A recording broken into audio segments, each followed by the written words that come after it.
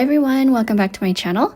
I thought I'd do a manga haul for just the month of March, and it's going to be a shorter video since I only got 8 volumes, which I think is kind of nice, so let's get into it. First is the Apothecary Diaries Volume 13.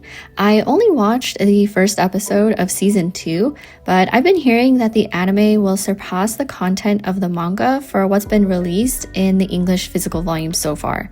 That definitely looks to be the case since the second half of the anime is still ongoing, and based on the episode titles, I think the latest episodes cover what's in this volume. But anyways, I just recently read this with a friend, and obviously I'm still enjoying the series like everyone else. The events from volume 12 continue to make me laugh, especially with how it still gets brought up in this one. I will say that there's a confidence or somewhat forwardness to Jinshi that came through in this volume. I'm in no rush to push whatever is going on between Mao Mao and Jinshi though, because their dynamic is so entertaining and Mao Mao herself has her own motivations going on. But I'm waiting patiently for the day that these two talk it out and air out some misunderstandings or assumptions.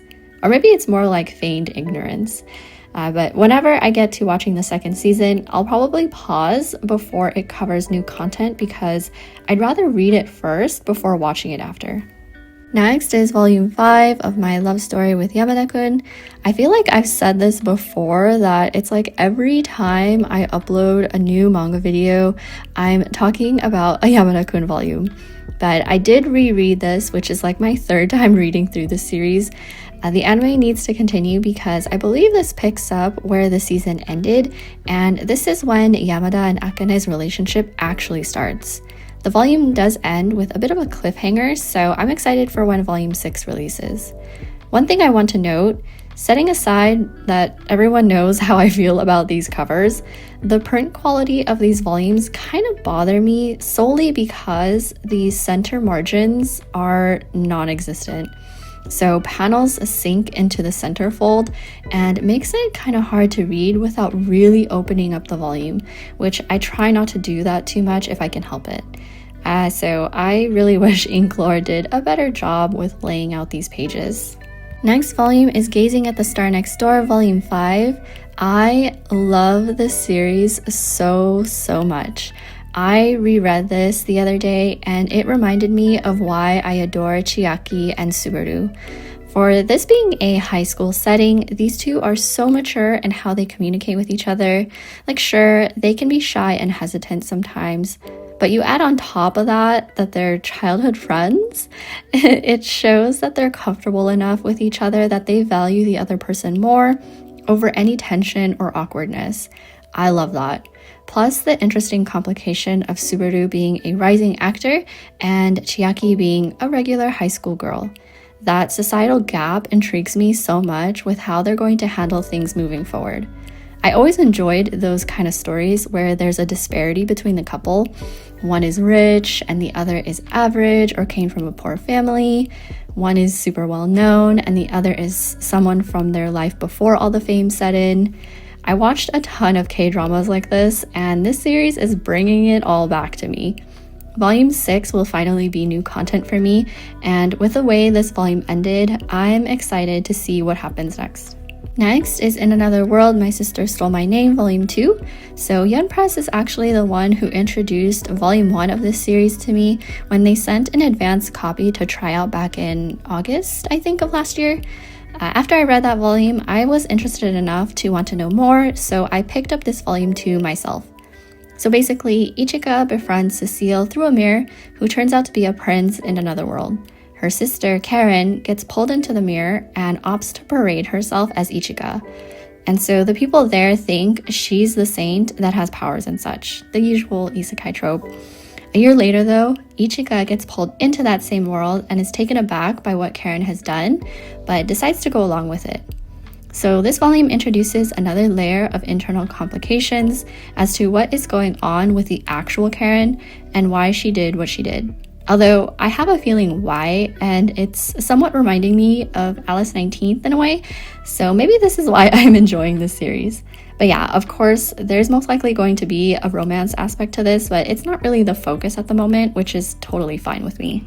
But speaking of Yen Press sending books, so I actually bought Semantic Error Volume 2 myself back in March, but then was surprised when Ice Press sent me a Volume 2 earlier this month. I was not expecting this because they usually just send Volume 1s. So I ended up with a duplicate. This series was somewhat on my radar from its popularity in the BL community, but I never prioritized reading it, so when Ice Press sent Volume 1, I read it and ended up reading the rest of the series on the Manta app because I enjoyed the back and forth between Sangwoo and Jae-young, which is basically an enemies to lovers story. I'm still holding out to see if maybe there will be side stories because I'd love to read a bit more of them in their mutual love phase. But yeah, this is a fun one that has a lot of push and pull between the couple. Next is this Volume 3 of the Korean manhwa Payback. I actually ordered this through the Zen Market proxy because I saw this signed copy listing on Mercari Japan. A bit pricey, but I was okay with that. I already have Volumes 1 and 2, and so this was perfect timing. It has Fujo King's autograph, and they're the artist who drew this manhwa adaptation of Sam K's novel. The reason I was even looking at Payback items was because I restarted reading Payback from the beginning and finished it on the Lezen app. I'll go back whenever the side stories get uploaded. But I enjoyed it a lot, and I'm glad I started over and binge read it because it had been so long from when I paused in keeping up with new chapter releases. There were actually a couple moments that made me cry, and I got so emotional. Totally unexpected, and it was actually slightly triggering for me. I'm not one to shy away from triggering content since I've only come across a couple instances that hit where it really hurt, but I think this series is so well done. I actually started to understand Yuhan's character more and the reasons for his actions as things escalated. I didn't think I'd come to like him as much as I did, but my heart really went out to him. Then there's Director Jae, who is quite crazy the entire time, with the exception of a few instances, but those were kind of short-lived. But honestly, an intense character like Yoon-jae feels necessary to match the wildness of Yuhan's character.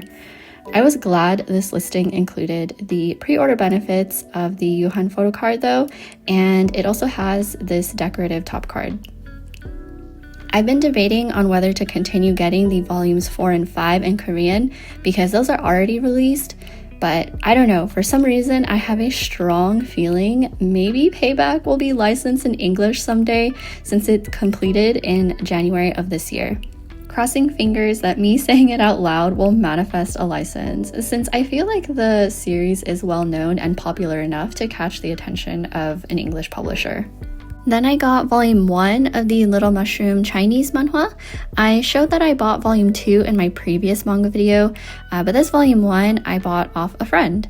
Stunning series in terms of the storytelling and especially the art. I left off on chapter 46 and have some chapters to catch up on since it looks like it's on chapter 59 so far.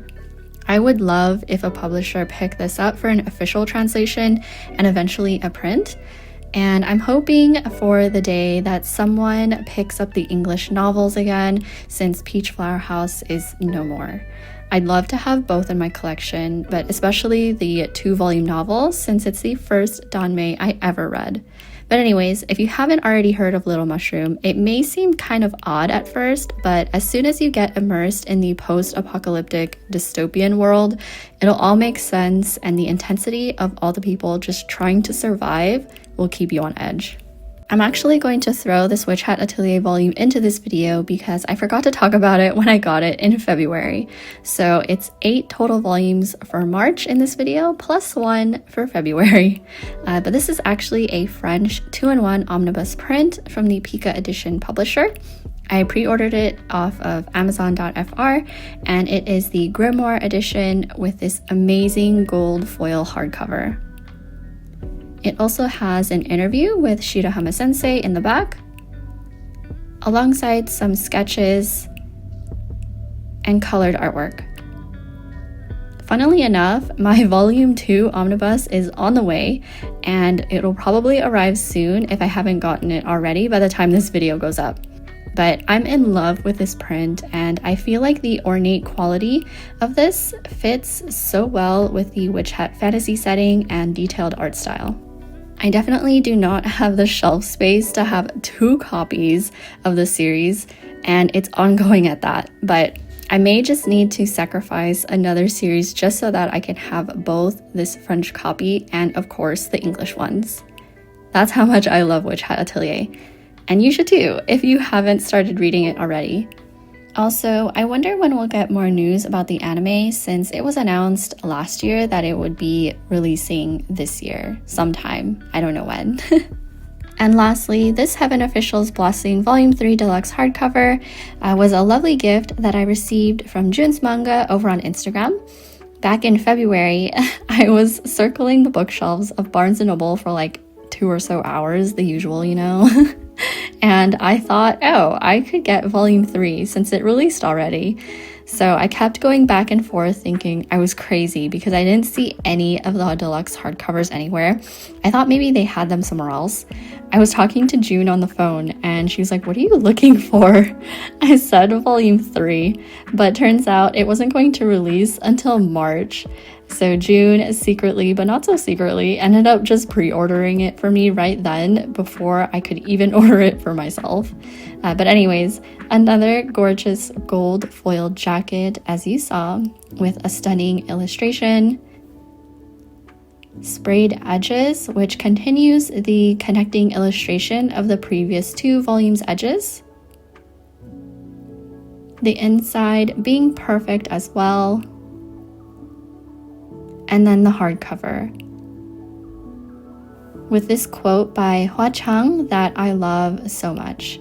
June and I have been reading this series together, although I've been delaying it because I'm distracted by other things and haven't been reading as much lately, but I promise to get back to Heaven Officials Blessing Volume 2 soon. So this is my haul for March. Let me know what you've been reading and if you have any thoughts on the series I mentioned here. And also let me know if you prefer shorter videos like this or my usual like 30-minute episodes. But anyways, thanks for watching and I'll catch you in my next one. Take care.